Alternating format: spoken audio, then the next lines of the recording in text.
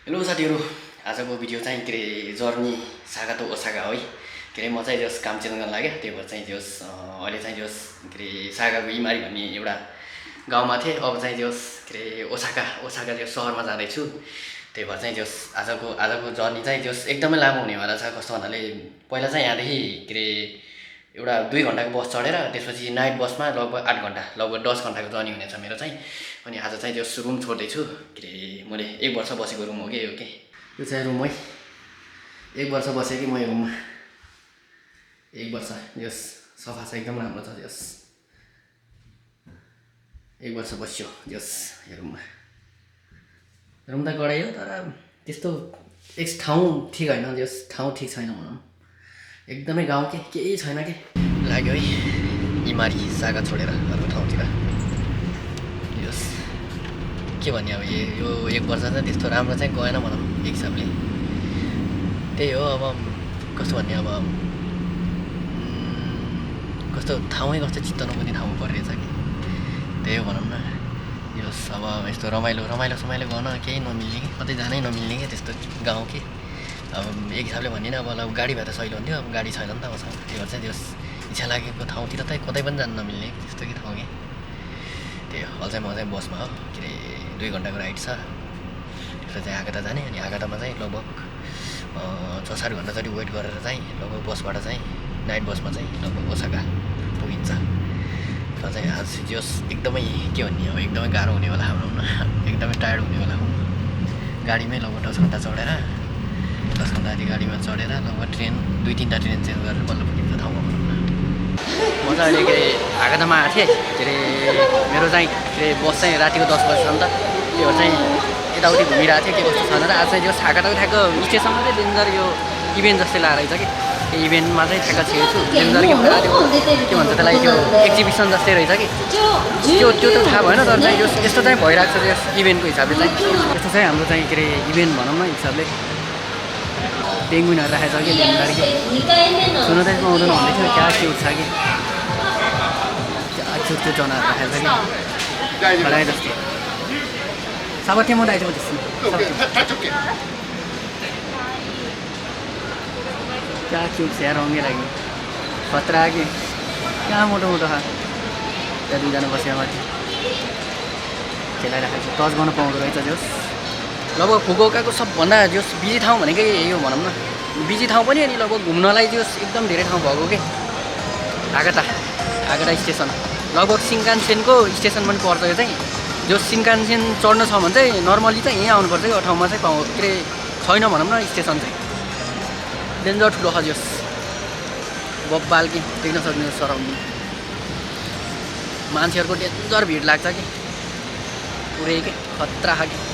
हजुर खाना है मजाले रेस्टुरेन्टमा छु। आजको मेरो खाना सेट भनौँ न। नान चाहिँ मलाई खासै मन चाहिँ पर्दैन, तर चाहिँ यो रेस्टुरेन्टमा चाहिँ यो रेस्टुरेन्ट त के भन्ने प्रायः चाहिँ जो सुपमा भयो नि त मलाई चाहिँ। मेरो चोइस चाहिँ तर चाहिँ यहाँ चाहिँ बन्द नरहेछ कि, मेन्युमा छैन रहेछ। त्यही भएर चाहिँ के भन्ने नान खान लाग्यो भनौँ न।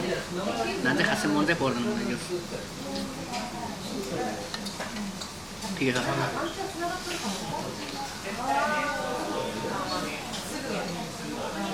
दोस्रोचोटि दिउँसो नि आएको थिएँ। दिउँसो आएर गएपछि सुपमा म खाएर गएको अरे एकदमै वेट गर्नु पऱ्यो कि, समय एकदमै बढी लाग्यो कि। त्यो भएर अहिले चाहिँ नान अर्डर गरेँ।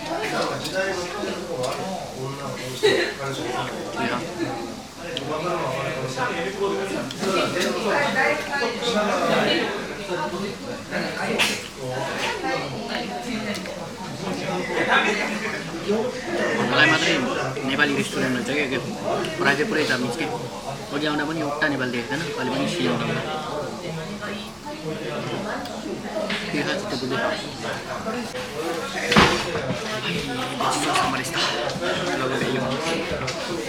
कम्ती तपाईँ तर भात चाहिँ छैन, धेरै नै भयो। यो सेप नै रहेछ। सेपमा चाहिँ यो लस्सी थियो, मलाई चाहिँ चिसो लागेको थियो नि त अहिले। त्यही भएर चाहिँ लस्सी चाहिँ क्यान्सल गरिदिएँ, चिया मगा खाना भइयो। अब चिया खाने, अनि त्यसपछि कुदिहाल्यो। म चाहिँ अहिले यो बस स्टेसनमा छु। कति आगतामा आएको, कति 2 2 बजे आयो अनि कति मेरो त गाडी चाहिँ कति नाइट बस चाहिँ लगभग 10:30 को छ कि कति 2 बजे आएको भनेपछि 8 घन्टा यताउतादेखि लहर यताउता हिँड्ने यत्तिकै कुरेर भयो नि भयो यार टाइम टेबल मिलाइएन कि त्यो लास्टै तनाव भयो अहिले ठगे गाडी नचढ्दै ठगेला खायो लास्टै यार ठिकै छ जस इक्जामले सिक भयो भनौँ न सिक्यो भनौँ न तर चाहिँ जस गाडी चाहिँ खाली जान्छ होला सायद अहिलेसम्म चाहिँ एकदम धेरै मान्छे थियो होइन अघिल्लो गाडीसम्म चाहिँ एकदमै धेरै मान्छे थियो तर अहिले चाहिँ पुरै खाली छ कि कोही पनि देखेन ठ्याक्क के सोचेको थिएँ भने चाहिँ जस मान्छेहरू टन्ने हुन्छ नि त्यसो जस भागी पऱ्यो भने चाहिँ राम्ररी जामी छेउमा पर्छ जस्तो लाग्थ्यो तर चाहिँ जस एक्लै भइला जस्तो छ गाडीमा चाहिँ ठिकै छ के हो टाइम छ अरे असम्म आउने बेला चाहिँ समय त छ अनि त्यसपछि त्यति बेला के हुन्छ त्यति बेला थाहा हुन्छ तर अहिले फिलहालको अवस्थामा चाहिँ जस धेरै मान्छेहरू छैनन् जस्तो छ जस उता सँगै जानको लागि सो फाइनल्ली 8 घन्टाको वेटपछि चाहिँ अहिले फाइनल्ली गाडीमा आएर बसेको छु के अरे लगभग त्यस्तो सोचे जस्तो चाहिँ नहुँदो रहेछ म चाहिँ जस एडभर्टाइजमेन्टमा यताउति देखाउनुसार चाहिँ डेन्जर त्यो हुन्छ नि सुत्नको लागि दामी मिलाइदिए जस्तो कि सुत्नुको लागि कोही बन्दोबस्त मिलाएर जस्तो लाग्थ्यो तर चाहिँ त्यस्तो नहुँदो रहेछ हाम्रो नेपालतिर हुन्छ नि नर्मली एसी बस लगभग त्यस्तै हुँदो रहेछ खासै डिफ्रेन्स चाहिँ नहुँदो रहेछ ल है पुग्यो ओसाका अहिले चाहिँ नाम्बा स्टेसनमा भर गाडीबाट झऱ्यो गाडी चाहिँ स्टेसन रहेछ भनेको कस्तो न कस्तो थाहा लागेर रोक्यो कि छैन रहेछ जस्तो मुख बन्द होइन जस 8 घन्टा जस लगभग 5 घन्टा जति चाहिँ सुत्यो होला सायद हाम्रो सराउन्डिङ चाहिँ यस्तो चाहिँ डेन्जर ठुल्ठुलो बिल्डिङहरू छ जस धेरै डिफ्रेन्ट रहेछ जस फुकुओका भन्दा चाहिँ जस लगभग आइयो भनौँ अब टक्क लाएर कहीँ बसेर चियासे खानु पऱ्यो पहिला चियासे खाने अन्त त्यसपछि मुखसुख धोएर फ्रेस भएर चाहिँ जस चाबी लिन जानु पऱ्यो कि रुमको कता जाने केही थाहा छैन ठिकै छ बिस्तारै खोजेला फिलहाललाई चाहिँ पुग्यो भनौँ जस ओसाकाको फर्स्ट फिलिङ मेरो त्यो छ है डेन्जर छ जस क्या ठुल्ठुलो बिल्डिङहरू छ जस बल्ल जस सहरमा आइयो जस्तो फिलिङ भइरहेको भनौँ मजाले के अरे रुमको चाबीको लागि चाहिँ वेट गरेर के अरे कुदौसान भन्छ कि रियल इस्टेटको चाहिँ जस दोकान नखोलेसम्म चाहिँ जस चाबी लिन नमिल्ने भएर कति 1.5 घन्टा जतिको वेट थियो लास्टै झोले पारामा झोला बोकेर यतादेखि उता भइरहेको कि जस तर चाहिँ एउटा राम्रो कुरा के भइरहेको छ भने चाहिँ अहिले चाहिँ जस कलेजको टाइम भइरहेको रहेछ कि त्यो चाहिँ जस दामी सुब्लेट जामिसहरू जस यता र उता गरिराखन् हिँडिराखन् त्यही हेर्दै रल्लै परिरहेको जस त्यही हो आज त के नि लगभग के अरे वेटिङ टाइम चाहिँ त्यसले गर्दा जस टाइम पास भइरहेको भनौँ न हिसाबले तर लास्टै बिजोग भयो त कस्तो लास्टै के अरे हिजो 11 बजी हिँड्यो अन्त आफ्नो स्मेल आफैलाई एकदम गनाइरहेको कि छिटो रुममा गएर पल्टिनु पाएन हुन्छ जस्तो भइरहेको लास्टै के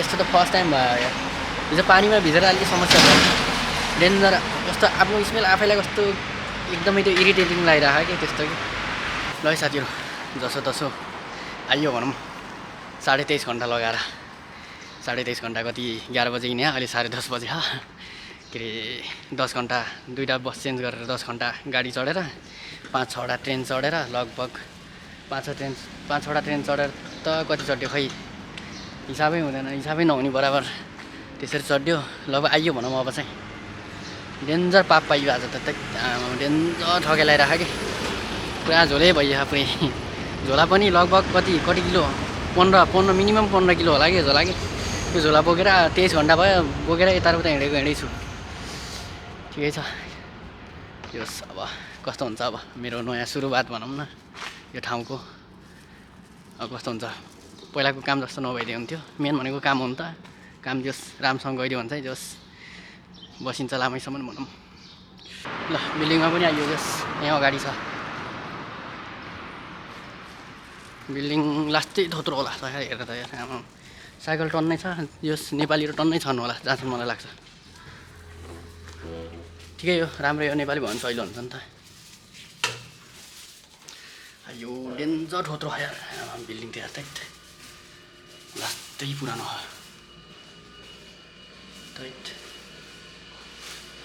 फर्स्ट फ्लोरमै रहेछ रुम चाहिँ ल रुमै मेरो रुम लास्टै पुरानो रहेछ यार एकदमै पुरानो छ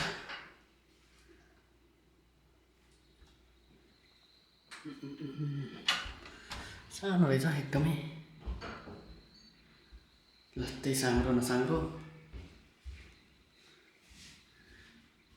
ठिकै हो एक्लै बस्नलाई चाहिँ यतिको त जस जे जस्तो दुःख सुख भए पनि जस आइयो भनौँ रुममा चाहिँ नयाँ सुरुवातको लागि लगभग यहीँसम्म हो आजको भिडियो जस यहाँसम्म हेरेर सहयोग गरिदिनु भयो त्यसको लागि धेरै धेरै धन्यवाद है थ्याङ्क यू है